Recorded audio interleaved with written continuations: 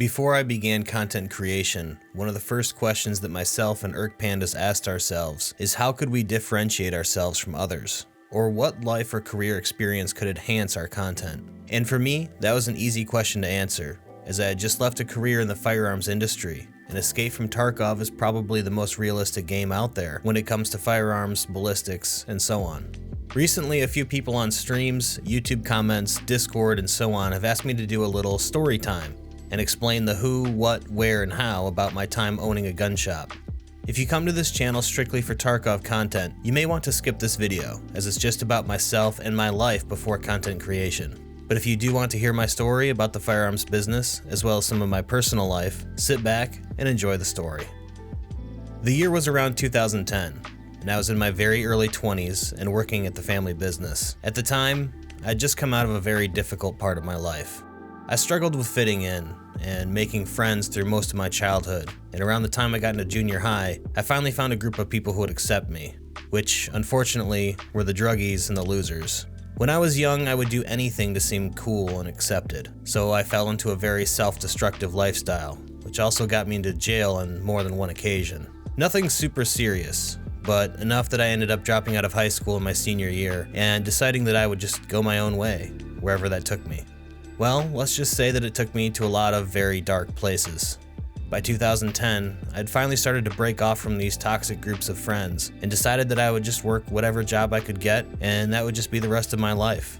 So for years, I did just that. I operated a forklift, unloaded trucks, cleaned bathrooms. I wasn't getting into trouble or hurting myself or others anymore, but I also lacked purpose and fulfillment. My destiny looked bleak and unremarkable. One day I was operating a forklift and my oldest brother waved me down. He was the vice president of the family company and someone that I very much looked up to. I was the sort of antithesis of what my brothers were, a kind of black sheep in the family. They had all sorts and manners of academic accolades and accomplishments, with my oldest brother having a PhD. I don't resent my brothers for this whatsoever, by the way. I'm just telling you this so that you know why I was driving a forklift and he was running a big company. He said, in more or less words, "Do you want to do this forever?" And I knew what he meant. Working long shifts of manual labor with no real opportunity to advance myself. I answered, well, no. And he invited me to his office where we discussed what opportunities I could possibly discover. He asked about my interests, and of course, the first thing I mentioned was guns. Some of my fondest memories as a kid was when my dad would bring a few of the shotguns up from the basement, lay them out on the floor with Grandpa's cleaning kits, and watch me as I cleaned the guns the way that he taught me.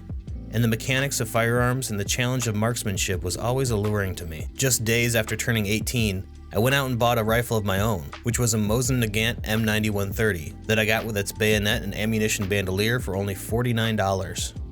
After much deliberation and thought, my brother suggested to me that I go and offer to intern for a small startup gun shop that was just around the corner and actually connected to the same building that I worked at. It was ran by a young couple, and they apparently were experiencing some severe growing pains and struggling to get their business off the ground. To ensure that I could make ends meet while working for them, my brother and dad offered me a modest salary while I did this. The goal would be to learn as much about the gun business as possible so that I could see if starting my own business would be viable. Not long after this discussion, I walked into the bunker for the first time. The place was small but relatively clean, and the industrial nature of the building seemed fitting for a gun shop somehow. I was greeted by an attractive woman in her late 30s or early 40s by the name of Shelley, and I explained my offer to them. I would work for her for free. In exchange, I only wanted to learn more about the gun business. She immediately agreed, and actually began to cry when I offered help. As I came to find out later, it was her husband's idea to open the gun shop, and he only recently got into the firearms hobby. Up until this point, she actually very much disliked guns, and also cried when he brought home his first gun, which was only about a year or so earlier. But over time, she warmed up to the idea, and she learned quite a lot about firearms. Unfortunately though, the entire gun shop project got kind of dumped on her. As her husband got less and less involved in the day-to-day operation, she was forced to run the shop by herself. They could not afford to hire anyone, as sales were few and far between. In addition to selling guns, they also had a Type 6 FFL, which is a license to manufacture ammunition. In the back room, there were about a half a dozen very high-end Dillon loading machines, 2 of which were automated. During my time there, I learned everything about making new ammunition as well as reloading spent casings. I also learned just about everything there is to know about ATF regulations, keeping records, and the basics of running a small business. Keep in mind that before this experience, I had zero experience running any kind of business. As I mastered more and more skills, Shelly came into the shop less and less. Before long, Shelly only stopped in once a week for just a few minutes, usually to pick up cash to deposit to the bank or things like that. I began to run the shop all by myself.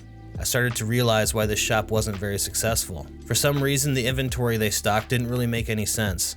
There wasn't much room for tons of different items, but most guns were used or very odd models. On the product shelves, they had an entire quarter of the store dedicated to spray paint camouflage kits, which of course nobody ever bought. And in the corner of the store, they had an Airsoft shooting range.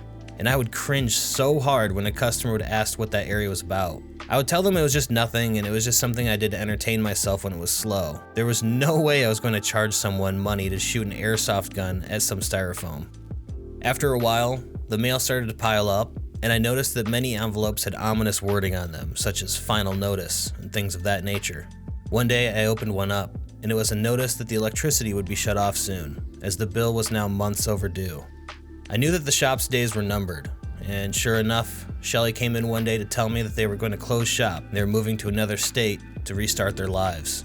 I took this information to my father, who's been an entrepreneur his whole life. I let him know that my internship was coming to a close and that I had learned about as much as I could about the gun business. He asked me a few simple questions, like did I know why they failed, or could I do better, etc. I answered in the affirmative, and my dad threw a curveball at me. He said, how about you make them an offer for all of their assets? The display cases, the loading machines, the cash registers, the store fixtures, everything. Bargain like you mean it, but in the end, try to get everything. I will loan you the money you need to start your own gun business. I was momentarily put into a state of shock. Lots of emotions ran through me at the time. I can't start a business. I don't know the first thing about running a business. I had zero self-confidence in my ability to accomplish what he was suggesting. What if it fails? What if I waste all that money? What if this? What if that? But he reassured me. It's okay if you fail, because as he explained to me, he has failed many times in his life. It's the only way to learn. I could have said no. I could have let my doubts and misgivings and my lack of confidence win, and said, there's no way I can do this. I'll just let everybody down. Let me start unloading trucks again. But I didn't. My father's faith in me inspired me to make something of myself. That for once in my life, I can show that I do have what it takes, and this time, I won't disappoint everybody. I bought all of the assets from the bunker, and then I spent 6 months setting up my LLC in business, getting banking going, figuring out how and where to source inventory. I got some great advice from my dad and other family members, but honestly the bulk of what I learned about setting up a business in the firearms industry, I learned through research online and reaching out to people who are already in the industry. Oh yeah, and my store was going to be in the exact same location as the bunker. Eventually, I named my gun shop the Armory. I had a lot of failures during this time. When I set up the shop for the first time, it looked horrible. I got some cheap shelving from Home Depot and it just didn't look professional. I tore the whole shop apart and began again. And it was an absolute nightmare finding a point of sale system that I could use. But eventually, the day finally came that I opened my doors for the first time. While I had about 3,000 square feet of space, I only dedicated less than 500 square feet to the actual storefront. This was because that even with the considerable investment my dad gave me, gun stuff is super expensive. And I didn't want to have a large store that looked sparsely stocked like the business before me. One thing I did right, however, was I chose a specific niche to focus on. Years previously, I saw an ad online for an AK style rifle that was only $350. I immediately called all the gun shops in my area, asking if they had this rifle in stock. I was greeted with a, "What in tarnation do you want an AK-15 for, son? Don't you know that's a terrorist rifle? We don't stock that kind of stuff here. You out of your mind?" So when I opened my store, I decided to focus primarily on modern military-style weapons only, and it was a near instant success. Within months, I had about 10 times the store traffic that the bunker had, but I was also a one-man operation, so to say that I was busy is a gross understatement. I essentially lived in that shop, staying there very late at night to finish up my ATF-required record keeping, as well as handle restocking and other administrative tasks. Almost exactly 1 calendar year after opening, Barack Obama was re-elected as president. This caused an absolutely massive spike in firearms sales, specifically the types of guns that I was now selling, like AR-15s. I was now becoming stretched thin. I was risking losing customers because I was trying to do paperwork, talk to new customers, work the cash register. My little shop was absolutely humming with activity, and I was the only one working. One day, it got to be too much, and a fellow I'd seen a few times in the shop that seemed knowledgeable was in the crowd of people in my tiny shop. He said, "You look like you need help." And I just nodded at him and said, "You want a job?" He nodded back, and I immediately put him to work. 1 month later, the Sandy Hook shooting happened. For those of you unaware, the firearms industry in the United States is a little weird. Whenever a politician or president that is openly anti-gun is elected into office, there's a spike in demand for guns. But also, when there's a very high-profile mass shooting, where the risk of assault weapons bans are very real, there's also a spike in sales, as people rush out to buy whatever they can before something gets banned.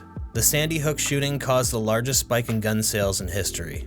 I cannot even begin to describe how busy I was. I hired people on the spot to help. I once had an employee's girlfriend and anyone else she could bring with her come to help bring more and more ammunition up from the back.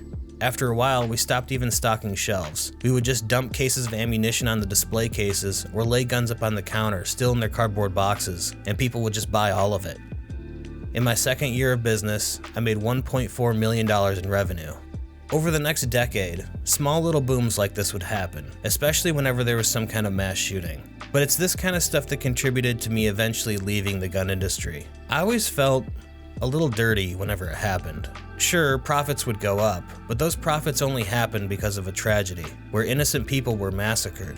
I felt like I was profiting off the suffering of others.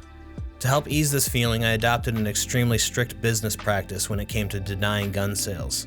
Myself and all of my employees were instructed to never hesitate to deny a sale. If something seemed fishy or off, the employee just has to come to me and explain the situation, and I will deny the sale personally. It'll be my fault if the customer left angry, not theirs. And thankfully, during my 10 years in business, we had extremely little incidents of guns that we sold ending up in crimes. Over time, we expanded the tiny shop to 3 times its original size, and also completely remodeled the place, making it look a lot more visually pleasing. Over just a few years, we made a name for ourselves as the finest tactical rifle shop in the region. We also expanded our services and became factory-certified Cerakote applicators. Over time, we shifted our focus to large commercial contracts, and eventually began to handle all the Cerakote work for Bravo Company Manufacturing, or BCM, including Cerakoting parts that went to active Special Forces operators. To promote my little shop, I also started a YouTube channel, which eventually got to around 80,000 subscribers, with a few of my videos having millions of views. But after several years, YouTube got much more strict on firearms content, and the threat of having the channel banned caused me to stop posting content after a while. But I do have all of my old videos saved. In the span of about 9.5 years, I sold over 20,000 firearms, and we serviced thousands more. I got to meet some incredible people. We also got to work closely with local law enforcement, including servicing local SWAT team machine guns. At one point, a group of kids tried to break into my gun shop late at night, and one was almost shot by the responding police officer. And I sold guns to some high-profile people, including a country music star. And we also Cerakoted rifles as promotional guns for large corporations. After about a decade in the industry, through years of booms and busts, Brittany and I had a serious discussion about our future. She had become a big part of my life, and a critical figure within the armory. I lacked organizational skills, and she really kept the place running. We questioned if we wanted to bet our entire future on this industry. Things were legal one day and illegal the next. We eventually decided that the risk was too great. We didn't want to wake up one day in our 40s or 50s and find out that we were forced into making new careers for ourselves because of new legislation that we had no control over. So we decided to close the business. I thought it would take about a year to clear out our considerable amount of inventory, but we actually sold off almost everything within about 3 months. And on the last day, in an empty and dark shop, I met with an ATF agent and signed all the paperwork that released my federal firearms licenses. It was definitely a bittersweet moment. I was confident that the decision I was making was smart, and I had so much fun and learned so much in those years. I have a nearly endless supply of crazy stories from that gun shop. And now I had some money in my pocket and basically nothing to do. I wasn't rich by any means, but I had finally achieved some kind of stability and self-confidence. I had accomplished something. I won't lie to you and pretend that I'm some kind of self-made man. I would not have been able to do what I did without the support of my family and my father. But in the end, they gave me the tools, but I actually managed to make something from it. It'll be a source of personal pride until the day I die. I took several months off to decompress from the life of constant work, and then dabbled in a few e-commerce projects before finally turning to this, content creation. So here we are. I've been producing content with Pandas for roughly a year now, and as you might have seen, we've been ramping up the amount of content we've been producing. I really hope to make it on the YouTube scene, but I'm confident it will work out. But if it doesn't, that's okay, because if there's one thing I learned during all of this, and if there's one thing that you can learn from my story, is that sometimes you need to step into the unknown. Sometimes you need to take risks and believe in your ability to do something that you think you can't accomplish, because chances are you can make it work. And once you do that, you'll stop being afraid of the unknown. You'll stop being afraid of major life changes or sudden eventualities. Anyways, that's pretty much the whole story. Since I've started content creation, I've wanted to tap into my experience with firearms wherever and whenever possible. But posting too much gun stuff to YouTube definitely has its drawbacks, as I outlined earlier. Demonetization and all of that is a very real concern. So I've had another idea instead. For those of you who wish to support this channel on Patreon, I wouldn't be opposed to setting up a Discord stage and live streaming some firearms content to our patrons. We could talk about my collection, clean guns, take them apart, or basically just chat about whatever interests you. If that sounds like something you'd be interested in, stop by our Discord and let me know.